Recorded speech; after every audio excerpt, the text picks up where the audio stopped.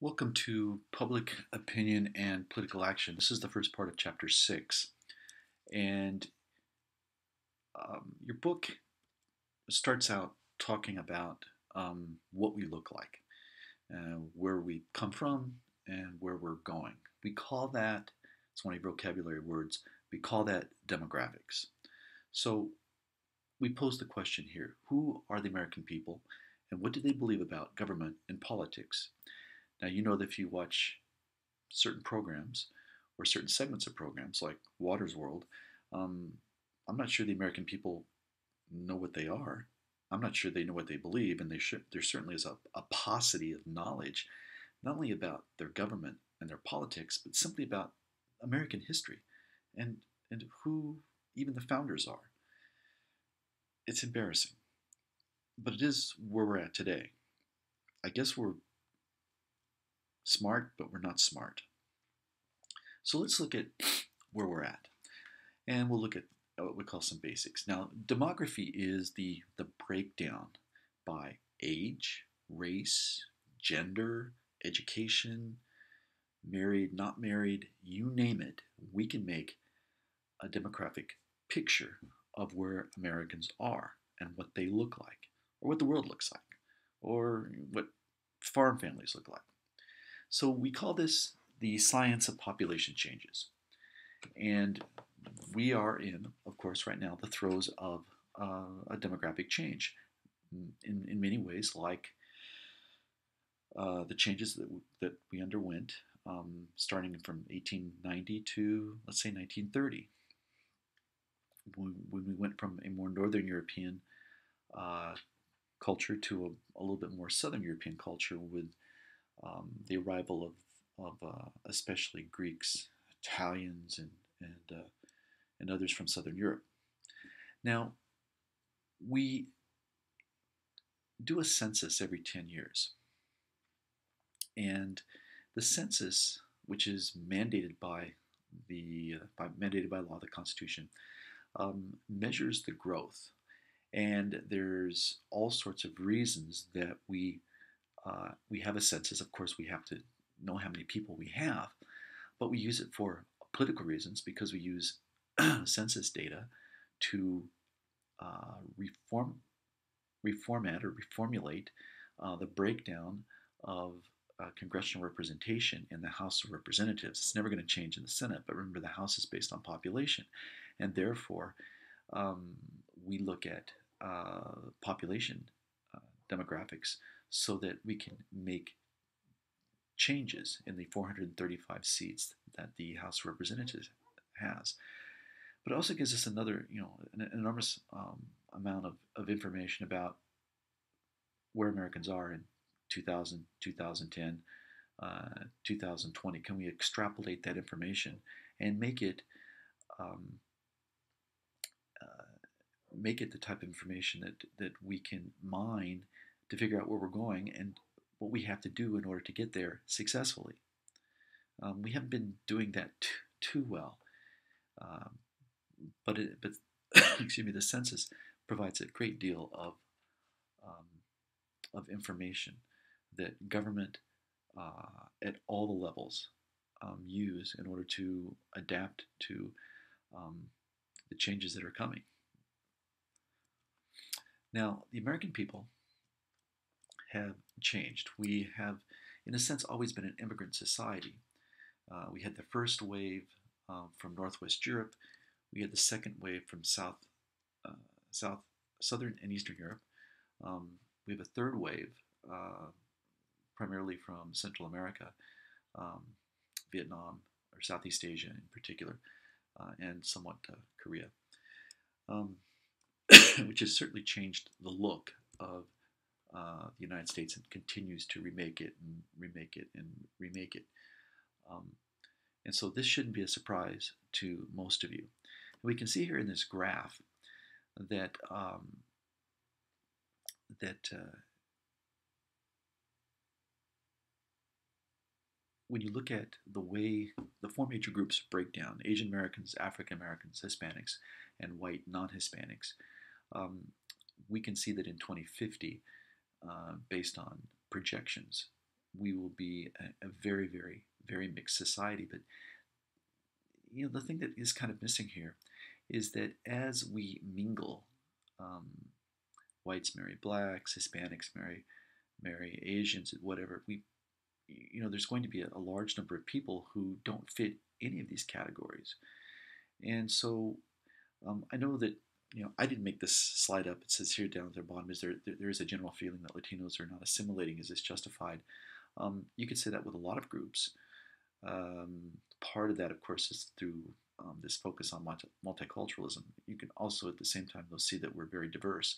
Multiculturalism, I think, on the whole, is a negative rather than a positive, because it tends to look backwards where we come from rather than forwards where we're going to. So there's an American melting pot. We can see that only in the northern tier of states has there been a lack of a large-scale immigration by those who are non-white. The flip side of that, of course, is that in the southern tier of states, it is much more mixed. And so many of these states, California, Texas, and others, have become minority-majority states in which there is no one in the majority, not whites, not Hispanics, not blacks, not Asians, not anything. And that, of course, changes perhaps a little bit the political culture, those shared values that we have, and we're going to go over those again in a second lecture, which really isn't in your book, but you need again some reminding of what political culture is. And the question becomes, which party will benefit from the minority majority? Most people would say it would be the Democratic Party. But that estimation is based primarily on just race. You're not looking at socioeconomic levels. You're not looking at social mores of certain groups. So, for instance, Hispanic Americans are socially rather conservative because of their Catholicism, whereas other groups are less so. So it's going to be interesting to see how and when and where we wind up. It'll be changing long after I'm dead, and when you guys are getting gray hair, we'll still be in the throes of change. Now I want you to look at this this kind of distorted map. The graph itself, don't worry about it. But what the map purports to show, and it does show, is where we've come from. You'll see that in the original map, which is the top map, the large states were New York, New Jersey, Pennsylvania, Massachusetts, Illinois, Indiana, Ohio, Michigan. Whereas virtually the rest of the states were in a very dynamic way, very much smaller. And then you fast forward ahead, I believe 100 years, and you can see that California, Texas, and Florida have grown. You can see the belt of states in the Midwest are also grown, and you can see some states that have begun to shrink in their importance. In particular, New England, in particular, the middle Atlantic states, Pennsylvania, New York, New Jersey, all of them have grown smaller in importance because Americans have moved. There's been a regional shift from the snow belt to the sun belt. If we were to look at where that ends, the snow belt would end somewhere around the Mason-Dixon line, and the sun belt begins. But that's why we see the changes in the size of California, Texas, Florida, Georgia, Arizona. This is where people have moved to, especially as they get older. They retire to golfing communities or Del Webb sun villages, so they can live out their last years without having to worry about shoveling snow, and you can play golf in December, and all those things have led to this huge regional shift. Plus, we've become a much more the type of society that generally, historically, we move every 5 years. Now, the reason that this is important, of course, is the reapportionment process. Now we're going to be looking at it here. Political parties. You're going to play a reapportionment game later on. But remember, every year, every 10 years, the census creates the conditions where you have to reallocate seats in the House of Representatives. And and again, the demographically, we're moving south. Regionally, politically, we're moving south. So the South and West has picked up political power, and that's been given up by the North and the Northeast and New England in the last 50 years. Now, this area called the Rust Belt, which we'll refer to again in some other lectures, is Wisconsin, Illinois, Minnesota, Michigan, Indiana, Ohio, Pennsylvania, Western New York. This was the heartland of American industry from the 1870s to the 1960s. When competition came back in the 1960s, we had, as American companies, grown fat and happy because we didn't have any competition. But the German miracle and the Japanese miracle in the late 1950s, early 1960s, by the 1970s, meant that we suddenly had competition. And Americans looked at the quality of our goods and the quality of their goods, and we voted with our pocketbooks that German and Japanese products were very, very good. And when we began to switch and use our purchasing power to buy imports, it damaged American industry. The steel mills, the car companies, all were hurt. The companies that rely on car business, steel business, things like that, tire business, all of those were hurt. And so there's been a condition in the last 30 years, 40 years of this area. It is beginning to come back, but it's taken a long, long time to get to the point where they have weaned themselves away from the automobile industry, the steel industry, and have brought themselves into machine works and things like that.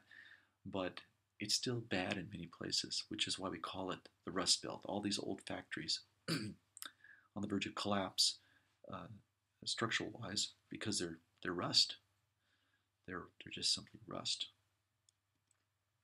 And again, the Sun Belt are the southern tier states, starting with Florida in the east and California in the west. But in particular, when we talk about the Sun Belt, it's Florida, Arizona, New Mexico, Georgia, where people retire to. Now, the other thing that we haven't talked about is the graying of America. People growing older. The baby boomer generation has begun to retire in mass. These are the men and women who fought in,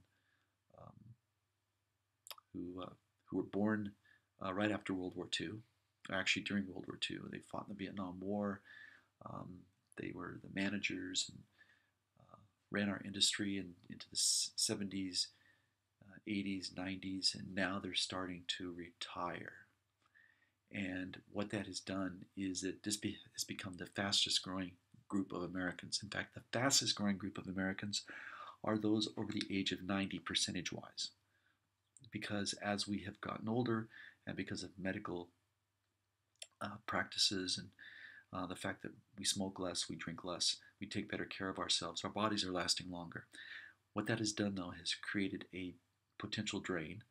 It's not potential, it's going to happen if we don't increase or do a number of things that increases the monetary viability of Social Security. If we don't do something, it will go belly up. Now, at this point, I think it's projected to run dry. There's over $1 trillion in the Social Security Trust Fund, but it's projected to be empty by the latter part of this decade or the early part of the next decade, because as the population grows, you can see in the graph on the left that because we allow people to retire at 65, many of them are now living 25, 30, 35, 40 years on Social Security. Social Security was never, ever meant to provide that kind of income for that length of time. When Social Security was established in the late 1930s, um, uh, men lived on average to about 62, women 65, 66, but that's no longer the case. So some things need to change, of course.